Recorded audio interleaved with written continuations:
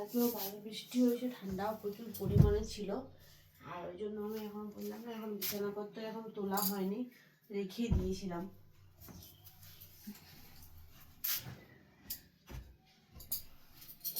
আমি এই কতগুলো পিলো কাভার ভাবছি হয়তো অর্ডার দেবো।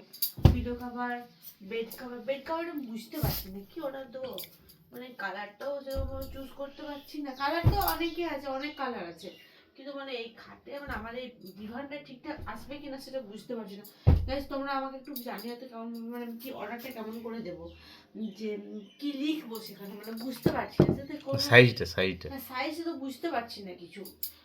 ছোট চলে আসবে সব, সব তো সিঙ্গেল বেডে আছে, ডাবল বা ট্রিপল বেডের কোনো ইস নেই। আমার তো যে ট্রিপল বেড, ট্রিপলের জন্য তো ট্রিপলের তো কিছুই দেখতে পাচ্ছি না। সিঙ্গেলে আমি দেখতে পাচ্ছি বা ডাবলে দেখতে পাচ্ছি, ট্রিপলে কিছুই দেখতে পাচ্ছি না। তো তোমরা যদি জেনে থাকো অবশ্যই কিন্তু আমাকে কমেন্টসে জানিও। আমি কিছু বুঝতে পারছি না যে কীভাবে অর্ডারটা দেবো। বেডশিট তো আমি সেরকমভাবে অর্ডার দিই না, কিন্তু এত সুন্দর সুন্দর মিশোতে বেডশিট আছে, আমি বুঝতেই পারছি না গাইস। সব জায়গাতে আছে। হ্যাঁ, অনেক সুন্দর সুন্দর বেডশিট। তো ভাবলাম যে নেব, বেডশিট নেব, পিলো কভার নেব।